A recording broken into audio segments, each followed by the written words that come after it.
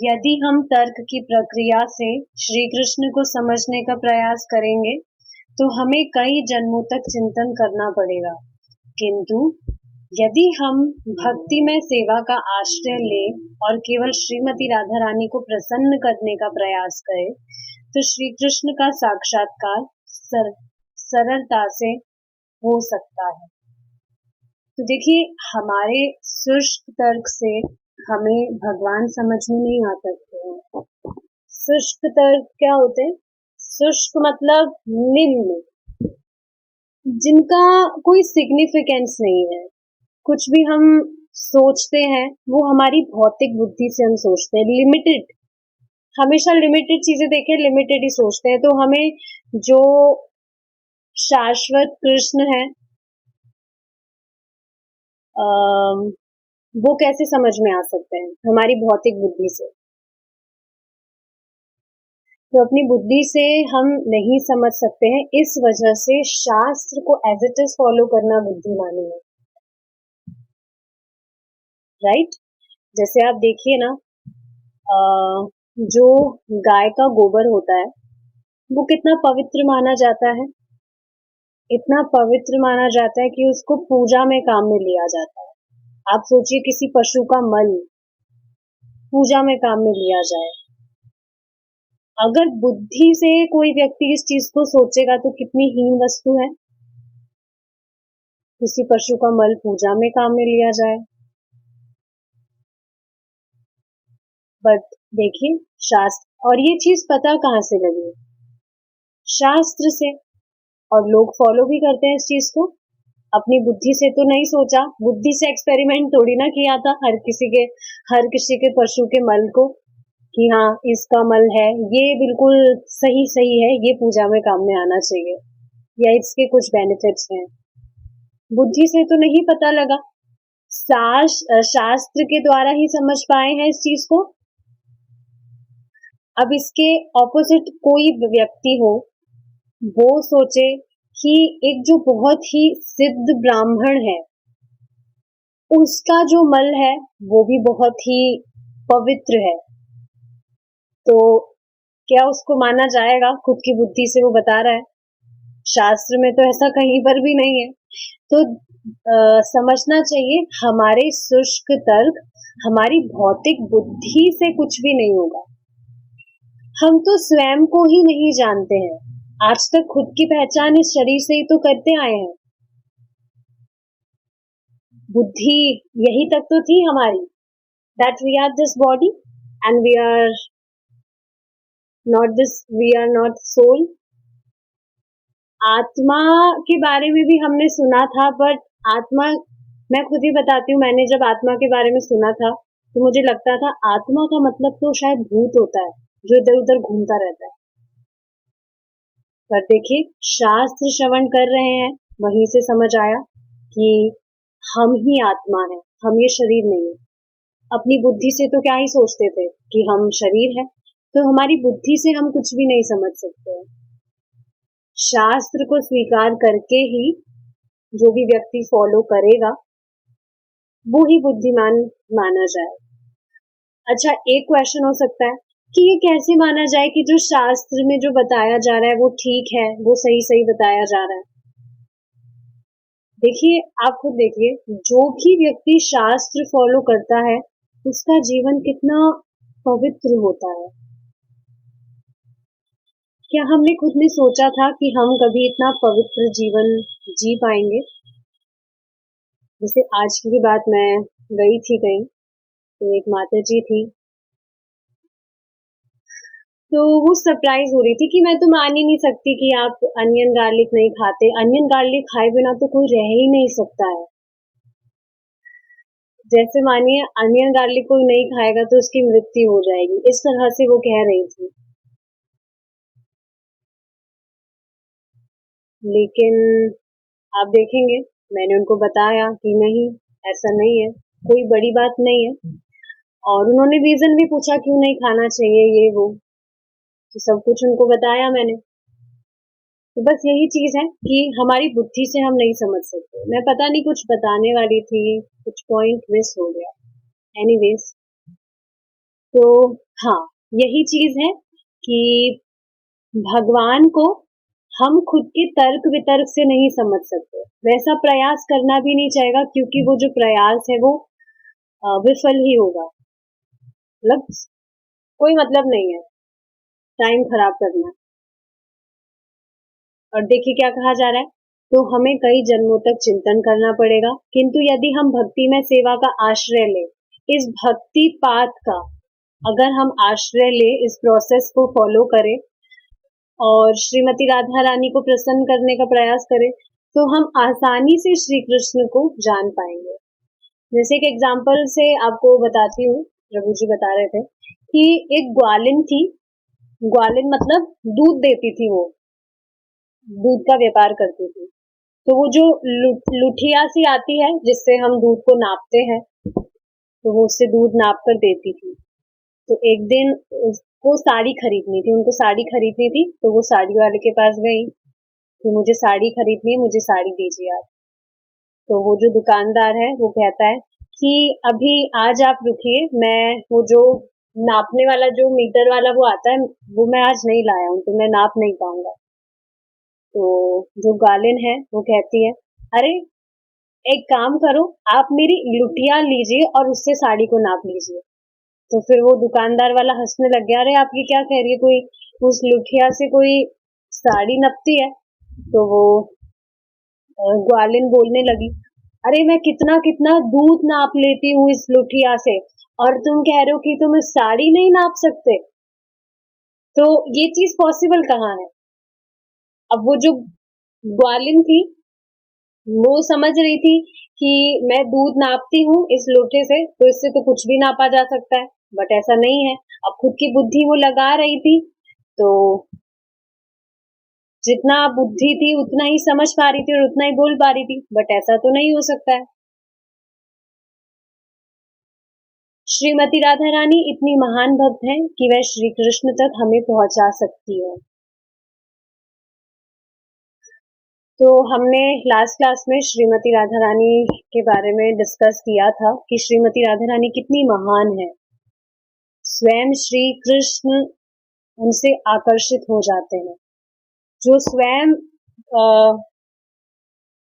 पूर्ण पुरुषोत्तम भगवान है, सर्व आकर्षक है, उनको खुद को श्रीमती राधा रानी आकर्षित कर देती हैं। तो अगर हमें श्री कृष्ण तक पहुंचना है, तो उनका डायरेक्ट जो साधन है वो श्रीमती राधा रानी है। उनको हमें प्रयास करना चाहिए उनको प्रसन्न करने का।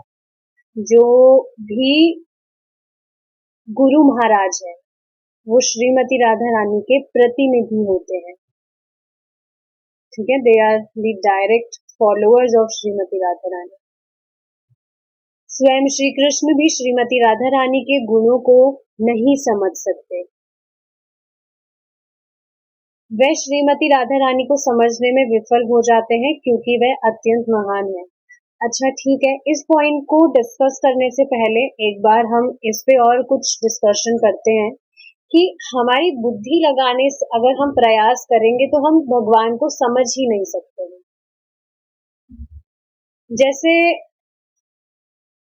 आप सोचिए, कोई व्यक्ति है, उसके आंखों में कैटरैक्ट है। अब कैटरैक्ट होता है तो क्या वो सूरज के प्रकाश को देख पाता है? कैटरैक्ट समझ रहे, मोतियाबिंद जो होता है आंखों में, उससे कुछ दिखता नहीं है, सब कुछ काला काला दिखता है। तो क्या वो व्यक्ति सूर्य के प्रकाश को देख सकता है? नहीं देख सकता। या कोई भी जो व्यक्ति है वो गुफा में जाके बैठ जाए और ध्यान करे, व्रत करे, बहुत तपस्या करे, तो क्या सिर्फ वो सब करने से उसे भगवान के बारे में भगवान के विषय में ज्ञान हो जाएगा? आप खुद ही सोचिए ना, जब तक हम शास्त्र पढ़ नहीं रहे थे, कुछ ज्ञान हम ले नहीं रहे थे, कुछ साधना नहीं कर रहे थे, तब हमें भी कहाँ पता लगा।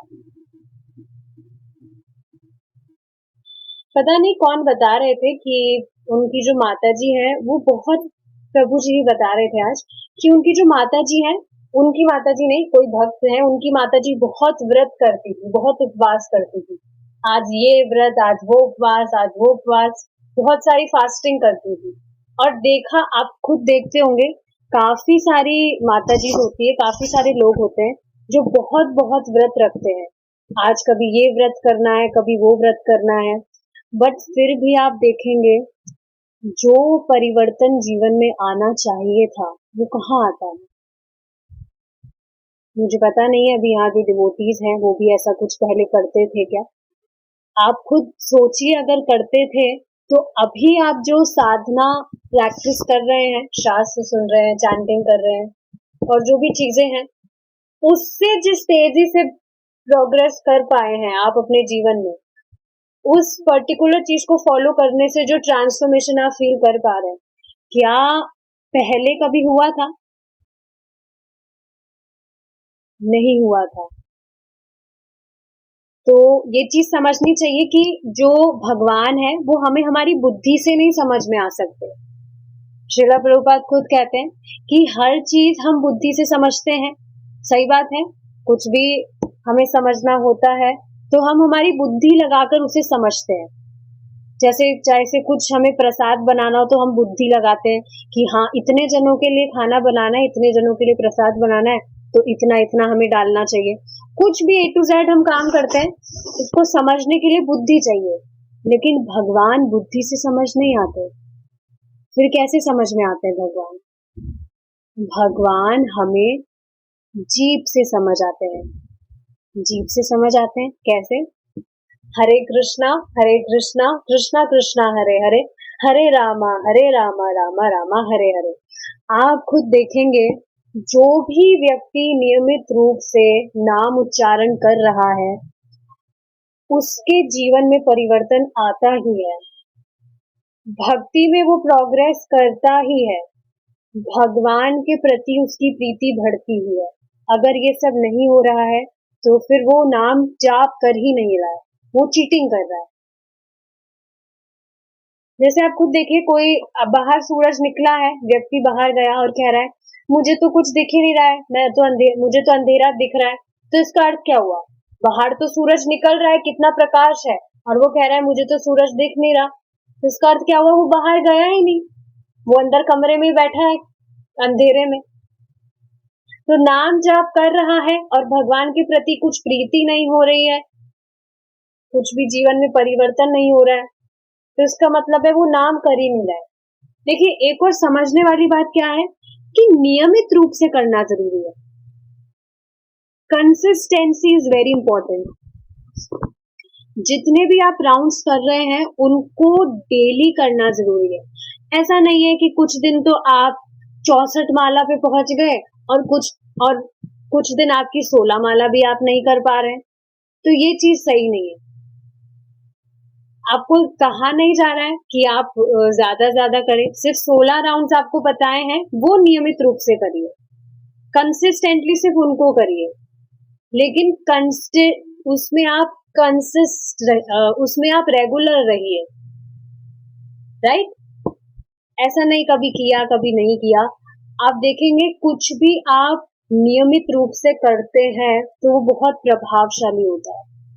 जैसे कुछ भी चीज देख लीजिए, आप कोई अच्छी डाइट फॉलो कर रहे हैं, डेली करेंगे तो ही कुछ चेंजेस आप फील कर पाएंगे अपनी बॉडी में।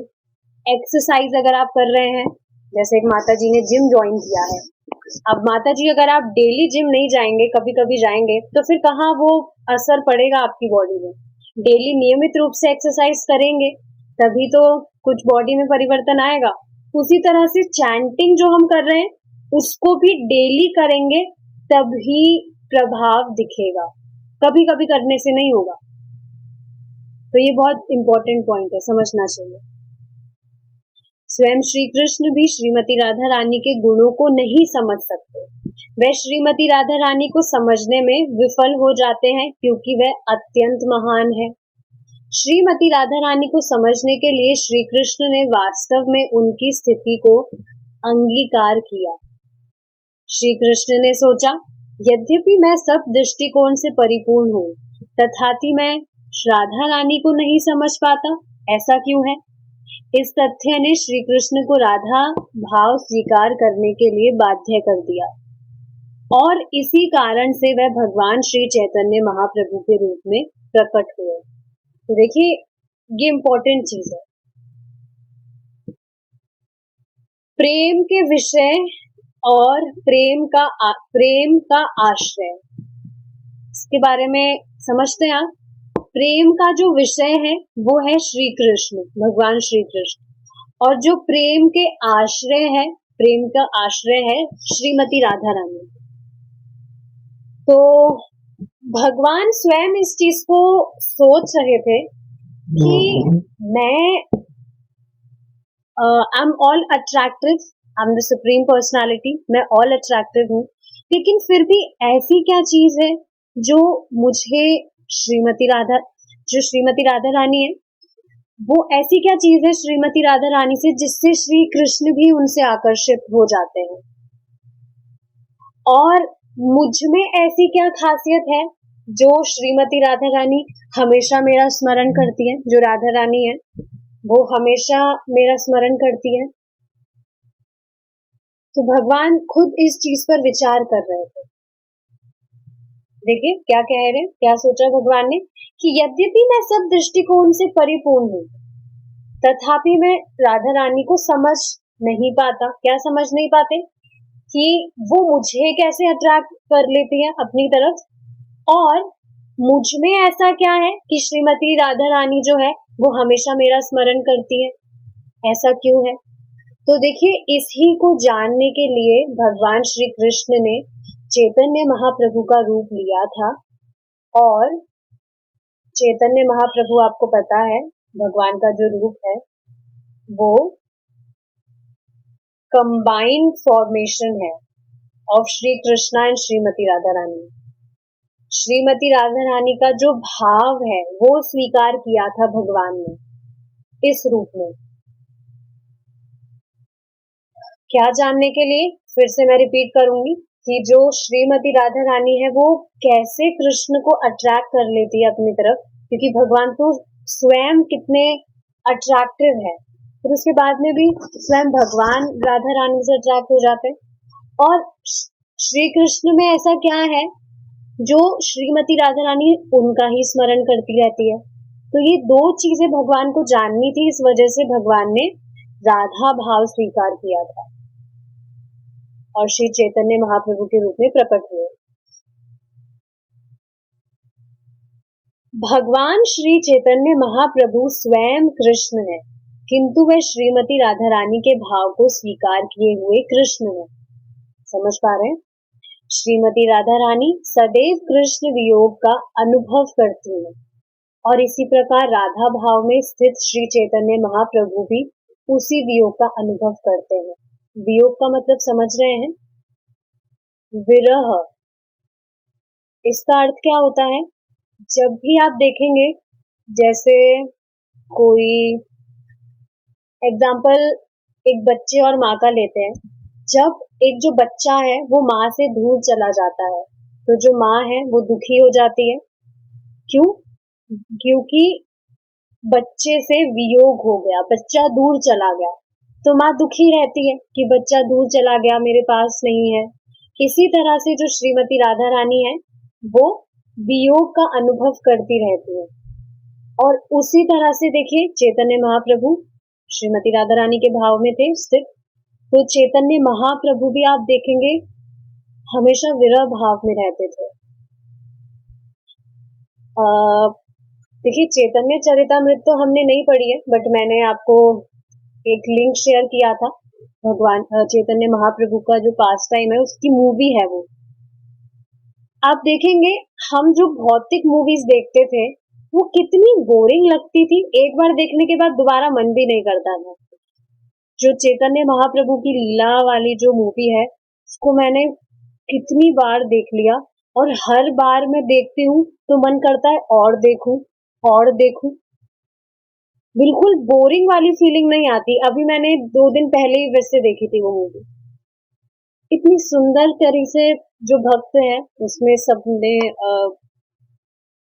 दर्शाया है, उसमें लगता है स्वयं चैतन्य महाप्रभु है। ऑल्दो सारे डिवोटीज हैं जो कैरेक्टर प्ले कर रहे हैं, तो देखिए उसमें चैतन्य महाप्रभु कैसे विरह भाव में रहते हैं। हे कृष्णा, बस कृष्णा कृष्णा पुकारते रहते हैं, गंभीरा में रहते हैं हमेशा। इतना ही नहीं, जो भक्त भगवान श्री चैतन्य की शिक्षाओं का पालन, देखिए बहुत इंपॉर्टेंट लाइन है, जो भक्त भगवान श्री चैतन्य महाप्रभु की शिक्षाओं का पालन करते हैं उन्हें भी विरह भाव का अनुभव करके उसका आनंद आस्वादन करना चाहिए, मिलन भाव का नहीं। तो यहाँ से पता क्या चल रहा है, विरह जो भाव है, विरह भाव मतलब कि सबको पता है कि जो जीव है वो भगवान से अलग हो गया है विमुख होने के कारण। असल में तो उसे भगवान के पास होना चाहिए था। तो अब जो भक्त है वो ऑफ कोर्स जो विरह भाव है वो दुख का भाव होता है, जिसमें हम बस चाहते हैं कि जल्द से जल्द भगवान से हम मिल ले। लेकिन आप देखेंगे ये जो विरह भाव होता है इसमें भी एक अलग ही आनंद होता है। एक कोट था, मैंने पढ़ा था कि जितना हम भौतिक वार्ताओं पे हंसते हैं उसपे हमें जो सुख की अनुभूति होती है उससे अधिक गुना आनंद में क्या है जब हम भगवान के लिए रोते हैं, उससे भी कई गुना आनंद है उस चीज में। और ये बिल्कुल सही बात है। और अब आप देखिए किसी भौतिक वार्ता पे हम रोते हैं, कितनी जलन की महसूस होती है उसमें, कितना मतलब वो तो फ्रस्ट्रेशन वाली फीलिंग होती है बहुत ज्यादा, जब किसी भौतिक चीज की वजह से हमें दुख होता है, रोना पड़ता है। पहले के दिन याद है। लेकिन अब आप देखेंगे जब भगवान से प्रीति हो रही है, भगवान से विरह के कारण जब दुख होता है उसमें एक अलग ही आनंद है। श्री चैतन्य महाप्रभु के शिष्यगण अत्यंत उच्च आध्यात्मिक भूमिका पर स्थित सर्वगुण संपन्न गोस्वामियों ने कभी नहीं कहा मैंने कृष्ण के दर्शन किए हैं, अपितु वे प्रेम रुद्ध कंठ से निरंतर कहते रहे, कहाँ है श्रीमती राधा रानी, कहाँ है ललिता, विशाखा और वृंदावन की अन्य गोपियां। तो देखिए ये बात बिल्कुल सत्य है कि जिस भी भक्त को सच में जब वो भक्ति में प्रोग्रेस कर रहा होता है तो उसे लगता है मैं तो कुछ कर ही नहीं रहा हूँ। आप देखेंगे जितने भी भगवान के ग्रेट डिवोटीज हैं उन्होंने कभी नहीं कहा कि मैंने कृष्ण का दर्शन किया, और कोई भी ऐसे नहीं कहता है। कोई अगर ऐसा कह रहा है तो वो गड़बड़ चीज है। ये बात समझने वाली है, जब तक हमारा हृदय पूरी तरह से प्योरिफाइड नहीं हो जाता, कुछ भी विकार नहीं रहते हमारे हृदय में, तब तक भगवान का दर्शन होना असंभव है। भौतिक दृष्टि से कैसे हम भगवान को देख पाएंगे? तो जब तक जीव का पूरी तरह से प्योरिफिकेशन नहीं होता है तब तक भगवान का दर्शन उसे प्राप्त कैसे होगा? तो ठीक है, ये बात तो है ही। इसके अलावा आप देखेंगे जितने भी ग्रेट डिवोटीज रहे हैं, गोस्वामियों की बात हो रही है, सर्व गुण संपन्न गोस्वामी। गोस्वामी क्या होते हैं? जिन्होंने जो अपनी इंद्रियों के स्वामी होते हैं, इंद्रियों को वश में कर लेते हैं। They are the great yogis. जो इंद्रियां हैं, भोग विषय, उन्हें बिल्कुल परेशान नहीं करते। मतलब क्या है इसका? प्योरिफिकेशन। जिनका प्योरिफिकेशन हो जाता है वो स्वयं भी कभी नहीं कहते कि मैंने कृष्ण का दर्शन किया, बल्कि आप देखेंगे प्रेम रुद्ध, मतलब अगेन जो विरह का भाव है और उसमें जो आनंद की अनुभूति होती है, प्रेम रुद्ध मतलब प्रेम से रोते हैं और निरंतर कहते हैं कि कहाँ है भगवान, कहाँ है श्रीमती राधा रानी।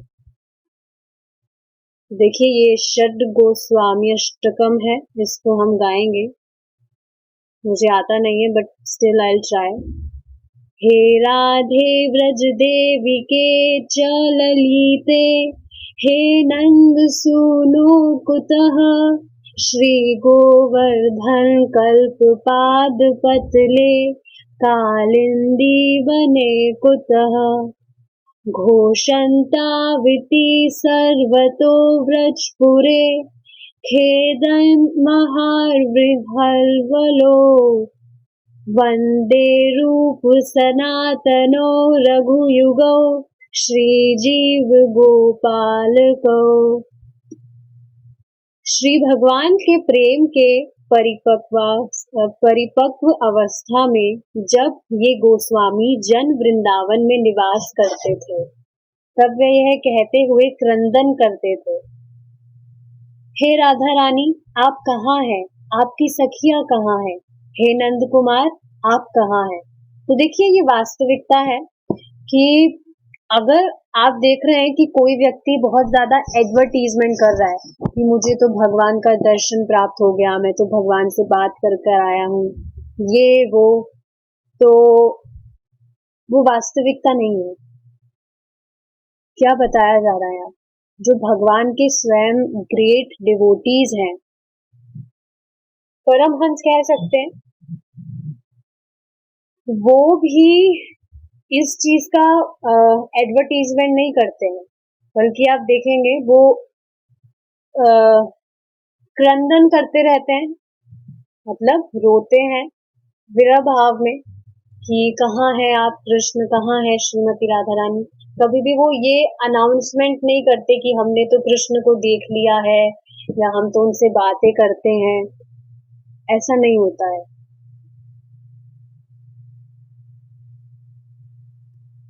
इस प्रकार वे कृष्ण की खोज करते हैं। उन्होंने कभी यह नहीं कहा, मैंने गत रात्रि को श्री कृष्ण को गोपियों के साथ नृत्य करते देखा। तो एक चीज और समझने वाली क्या है कि जैसे एक भजन है, महाराज बता रहे थे, रात शाम सपने में आए गैया और पता नहीं क्या पी गए थे, दैया पी गए थे, कुछ था ऐसे ही, पी गए सरा रा रा। तो ऐसे भजन नहीं गाने चाहिए, ये ठीक नहीं है, मतलब ऐसे ही बना दिए किसी ने भी। या महाराज बता रहे थे कि कोई माता जी है, वो बता रही थी कि कृष्ण मेरे सपने में आते हैं और वो मेरी साड़ी खींचते हैं। तो ये सब चीजें कुछ भी नहीं है, सिर्फ भावुकता होती है, ऐसा कुछ होता नहीं है वास्तव में। तो आप देखेंगे कोई भी व्यक्ति अगर इस तरह से कर रहा है, तो कुछ भी कह रहा है, तो उसमें कुछ वास्तविकता नहीं है, वो सिर्फ ऐसे ही बातें बनाना होता है। कोई परिपक्व भक्त इस प्रकार के दावे नहीं किया करता। ऐसा तो वही करता है जो सभी बातों को बहुत हल्के ढंग से लेता है। कुछ लोग समझते हैं कि वे राधा कृष्ण इतने सस्ते हैं कि प्रत्येक रात्रि को देखे जा सकते हैं, किंतु यह उन षट गोस्वामियों की शिक्षा नहीं है जो रोते हुए सदा कृष्ण की खोज किया करते हैं। हे राधा रानी, आप कहाँ हैं? आप कहाँ हैं? हे कृष्ण, आप कहाँ हैं? क्या आप गिरि गोवर्धन के निकट है? क्या आप यमुना के तट पर है? इस प्रकार वृंदावन के समस्त भूभाग में ये गोस्वामी जन क्रंदन करते हुए पागलों की भांति श्री राधा कृष्ण की खोज किया करते हैं। हमें गोस्वामियों का अनुगमन करते हुए इस प्रकार श्री राधा कृष्ण की खोज करनी चाहिए। वृंदावन हमारे हृदय में है और हमें उनकी खोज वहीं करनी चाहिए।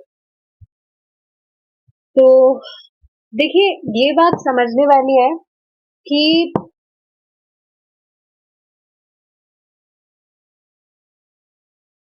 यहाँ जैसे एक लाइन कही जा रही है, क्या कही जा रही है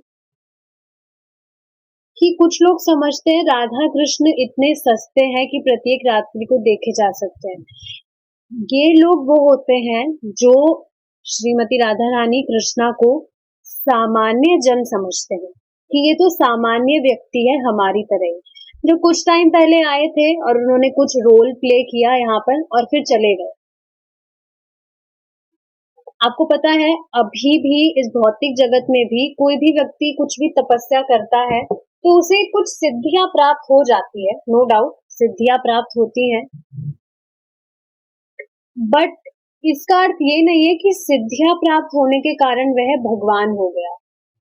तो कुछ लोगों की यही गणना होती है, यही व्याख्या करते हैं वो, कि जो श्रीमती राधा रानी कृष्णा है, दे ऑल्सो अपीयर्ड, एक टाइम पर आए थे वो, और उनको कुछ सिद्धियां प्राप्त थी, इस वजह से वो कुछ भी जादू वादू दिखाकर चले गए बस।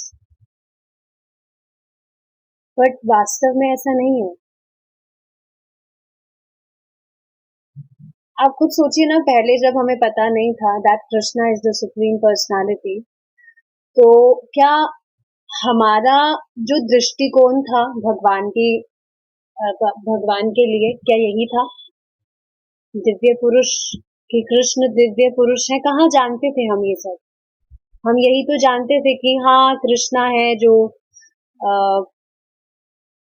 मतलब पता था भगवान है, बट सुप्रीम जैसी भी कुछ चीज होती है कहाँ पता था, सबको एक ही तो मानते थे। और जो भी हम सीरियल्स में जो भी उनकी लीलाएं देखते थे, बस वही तक सब कुछ सीमित था कि हाँ कृष्ण है, बहुत नटखट है, चोर है, ये है वो है, बस यही चीजें तो पता थी।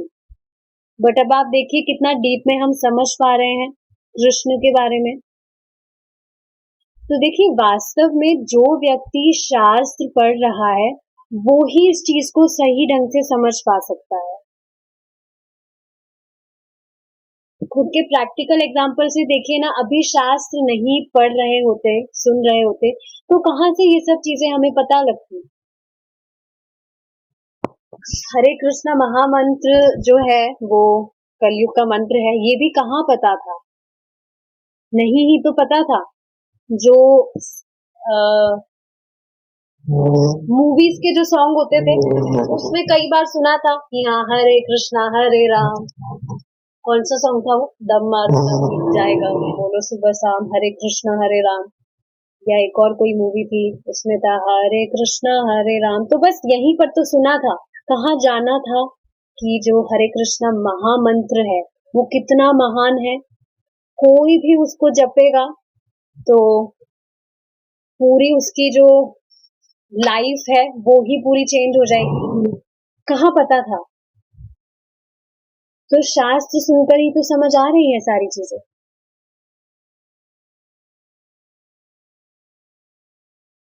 आगे देखिए क्या कहा जा रहा है। श्री चैतन्य महाप्रभु ने, अच्छा यहाँ एक बात कही जा रही है, वृंदावन हमारे हृदय में है और हमें उनकी खोज वहीं करनी चाहिए। श्रीमती राधा रानी श्रीमती राधा रानी कहती है, एक बार गाएंगे, मेरा हृदय मन मोरा मन वृंदावन मन वन एकाकरी जानी।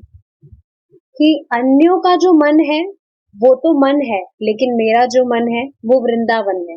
अब इसका क्या अर्थ हुआ, मेरा मन वृंदावन है, कि सदैव ही जो वृंदावन में कृष्ण की जो लीलाएं हैं वो हमेशा उनका ही स्मरण रहता है, श्रीमती राधा रानी को। देखिए सोचने वाली क्या बात है, कोई भी जो व्यक्ति है गंभीरता से हरे कृष्ण महामंत्र का जाप कर रहा है, उसको प्रत्यक्ष ही अनुभूति होने लगेगी कि कृष्ण, उसको प्रत्यक्ष ही दिखने लगेगा, मतलब उसको जैसे जैसे वो गंभीरता से जप करेगा, कृष्ण के प्रति उसकी जो प्रीति है वो बढ़ती जाएगी। और जो विरह का भाव है, मतलब कि वो जो दुख, कि हाँ कितने टाइम से हम कृष्ण से अलग हैं, कृष्ण कितने मर्सीफुल हैं, उन्होंने हमें मौका दिया कि हम उनको सर्व कर सके, हम तो बिल्कुल इसको डिजर्व भी नहीं करते। देखिए ये जो विरह भाव है अपने आप ही आने लगता है। गंभीरता से जप करना बहुत जरूरी है। स्टार्टिंग में तो ठीक है, आपको बताया था कि कैसे भी आप जप करिए, बहुत अच्छी बातें करना चाहिए, but now you are advancing in this journey, right? हमेशा एक ही जगह पर तो नहीं रहना है, भक्ति कर रहे हैं तो आगे ही बढ़ रहे हैं, अब ट्राई करना चाहिए कि हम गंभीरता से जप करें, अच्छे से स्पष्ट नाम को कहें और अपने कानों से सुने। मन नहीं लगाना है, अपनी जीभ और अपने कानों को लगाना है सुनने में। जो भगवान है वो हमें जीभ से ही, हम भगवान को अपनी जीभ से ही समझ सकते हैं। जीभ नहीं लगा रहे हैं तो बुद्धि से तो बिल्कुल भी नहीं समझ सकते। अब ये चीज हमने डिस्कस करी थी, तो अपनी जीभ लगाना बहुत जरूरी है। मैं तो कहती हूँ किसी भी टाइम को वैकेंट छोड़िए ही मत। जैसे ही टाइम मिले स्टार्ट चैंटिंग। 16 माला तो मिनिमम है, इसके अलावा आप जितना एक्स्ट्रा कर सकते हैं करिए। जो बीट बैग है उसको अपना बेस्ट फ्रेंड बना लीजिए, कहीं भी जाते हैं जस्ट चैंट। श्री चैतन्य महाप्रभु ने इसी मार्ग की संस्तुति की है, विरह भाव में उपासना करने की विधि। देखिए एक बात बताइए, कोई अंधा व्यक्ति है और दो रास्ते हैं, एक ठंडा रास्ता है और एक गर्म रास्ता है। अब ठंडा जो रास्ता है उस पे बहुत कांटे लग रहे हैं, तो उसे कहाँ जाना चाहिए? गर्म रास्ते पे। वास्तव में गर्म रास्ता तो देखिए, मतलब मैं समझाना क्या चाह रही हूँ कि जब हम भक्ति कर रहे हैं तो लग सकता है बहुत कठिनाई आ रही है, हम तो नहीं कर पा रहे हैं, कंटिन्यू करना बहुत मुश्किल हो रहा है, बट नेवर गिव अप। कुछ भी छोड़ दीजिए, जो हम चैंटिंग कर रहे हैं उसको कभी भी नहीं छोड़ना चाहिए। कभी अगर हम डिस्ट्रैक्ट हो भी गए, वापस से आइए, चैंटिंग को पकड़ के रखिए। मैं हमेशा से यही बात कहती हूँ, सिर्फ दो चीजों को आप पकड़ लीजिए, बाकी सारी चीजें अपने आप फॉलो हो जाएगी। श्रवणम कीर्तनम, श्रवणम कीर्तनम, यही मेन चीजें हैं। अब देखिए चैतन्य महाप्रभु के बारे में बताया जा रहा है। कृष्ण वियोग का अनुभव करते हुए भगवान श्री चैतन्य महाप्रभु स्वयं समुद्र में कूद पड़ते थे। कभी कभी वह रात्रि के घने अंधेरों में अपना निवास छोड़कर चले जाते थे। कोई नहीं जान पाता था कि वह कहाँ चले गए, किंतु प्रतिक्षण वह श्री कृष्ण की खोज में रहते थे। इसी प्रकार यह उचित नहीं है कि हम श्री राधा कृष्णा की प्रणय लीला से इस तरह आनंद उठाए जैसे दर्शक गण एक तमाशे को देखकर आनंद उठाते हैं। क्योंकि अब ये बहुत ही ज्यादा सूक्ष्म बात है और बहुत गंभीर बात भी है समझने वाली। फिर से देखिए क्या कहा जा रहा है। इस प्रकार यह उचित नहीं है कि हम श्री राधा कृष्ण की प्रणय लीला के से इस तरह आनंद उठाए जैसे दर्शक गण इस तमाशे को देखकर आनंद उठाते हैं। इसको एक एग्जांपल से समझेंगे। जैसे याद है जब हम मूवीज देखते थे, या कोई भी व्यक्ति जब मूवी देखता है, उसमें जो भी हीरो हीरोइन होते थे वो कुछ भी उस मूवी में करते थे, तो व्यक्ति क्या करता था? अपनी इंद्रियों की पहचान हम उनसे करने लगते थे। समझ पा रहे इसका अर्थ क्या है? जैसे कोई जो भी हीरोइन है वो, उसके साथ कुछ गलत होता था, तो जो भी माता जी है वो समझती थी अरे हमारे साथ गलत हो रहा है। या कोई भी जो हीरो है उसको कोई विलन मारता था, तो जो जो भी प्रभु जी है वो समझते थे अरे ये तो हमें मार रहा है। तभी आप देखेंगे कि उन मूवीज से ही अपनी इंद्रियों की पहचान करने के कारण जो व्यक्ति है, कोई एक्साइटेड सीन आता है तो उसमें बहुत एक्साइटेड हो जाता है, बहुत खुश हो जाता है, अरे वाह हीरो हीरोइन मिल गए हैं ये वो। तो ऐसा क्यों था? क्यों? खुद की इंद्रियों की पहचान उससे करते हैं।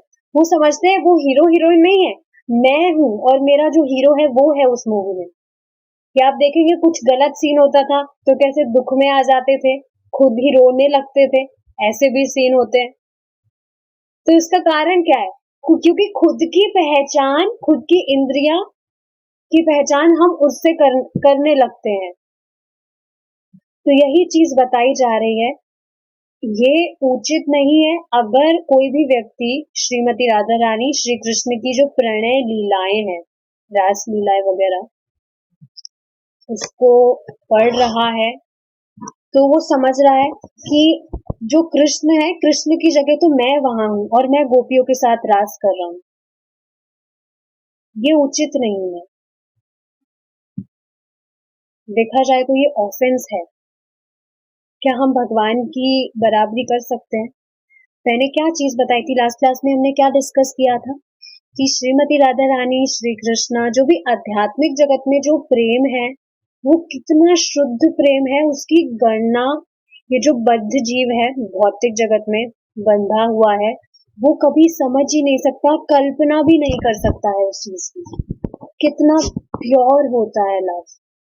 इस भौतिक जगत में कहाँ इतना मतलब पवित्र प्रेम कहाँ देखा जाता है? प्रेम मात्र तो कुछ है भी नहीं है। कोई भी जो व्यक्ति है अगर वो ये जता भी रहा है कि बहुत प्रेम करता है वो किसी व्यक्ति से, वो सिर्फ स्वार्थ मात्र है। खुद की इंद्रिय पुष्टि करना चाहता है, खुद की इंद्रिय तुष्टि करने के लिए, संतुष्ट करने के लिए करता है कुछ भी व्यक्ति। प्रेम तो कुछ रहा ही नहीं है। तभी आप देखिए ना, जो सो कॉल्ड लव मैरिजेस होती हैं उसमें शादी जब नहीं होती तो कितना एक दूसरे के बस समझते हैं हमारे जैसा तो कोई प्रेमी है ही नहीं इस संसार में, हम तो एक दूसरे के लिए ही बने हैं। और विवाह होने के कुछ महीनों बाद ही देखिए ऐसी स्थिति बिगड़ जाती है कि बात डिवोर्स तक आ जाती है। ऐसा क्यों है? इंद्रिय तृप्ति में बाधा। तो ये प्रेम कहाँ हुआ? आजकल के सीन तो ऐसे आ गए हैं कि जो हस्बैंड वाइफ है वो खुद लड़ते हैं, हाथापाई करने लगते हैं। मैंने खुद ने देखी है ये चीज। अब आप सोचिए कहाँ है प्रेम?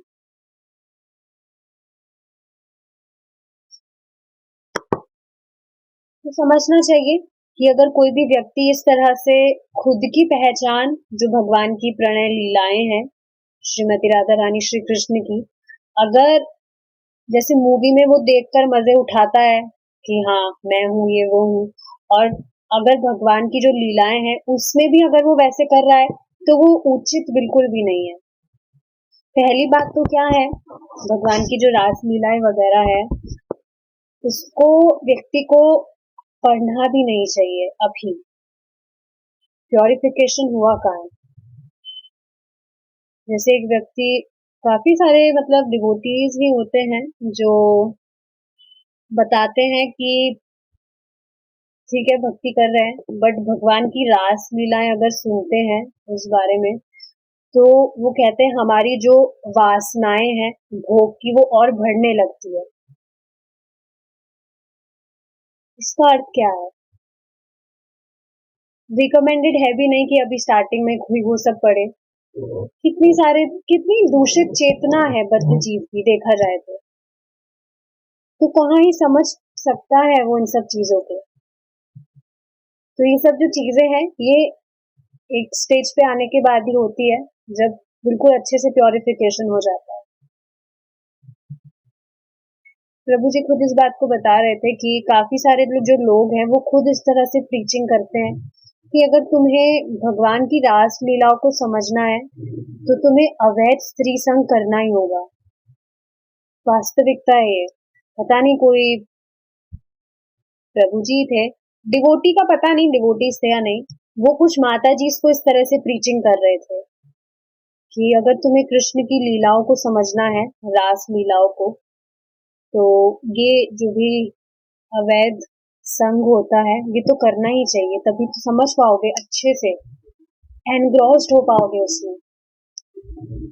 तो ये सब गलत चीजें हैं, बचना चाहिए इन सब चीजों से।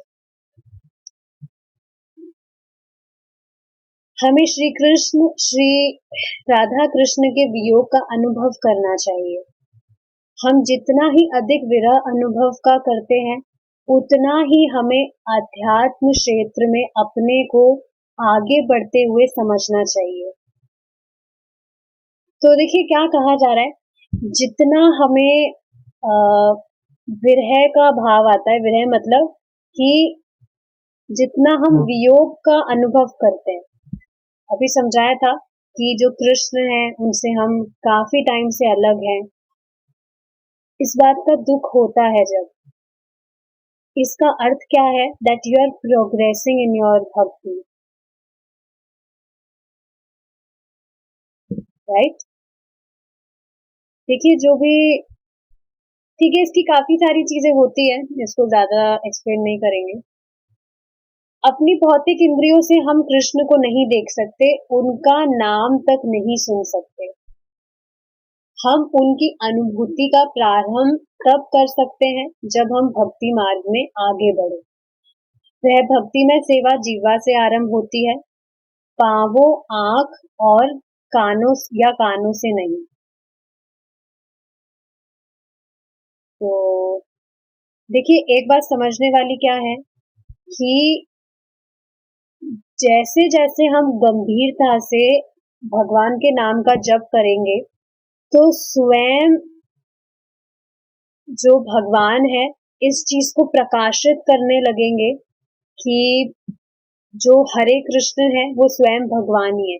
अभी तो हमें शास्त्र सुनते हैं तब समझ आता है कि हाँ, जो हम चैंटिंग कर रहे हैं, if you are saying Krishna then it is indifferent from Krishna, कुछ भेद नहीं है।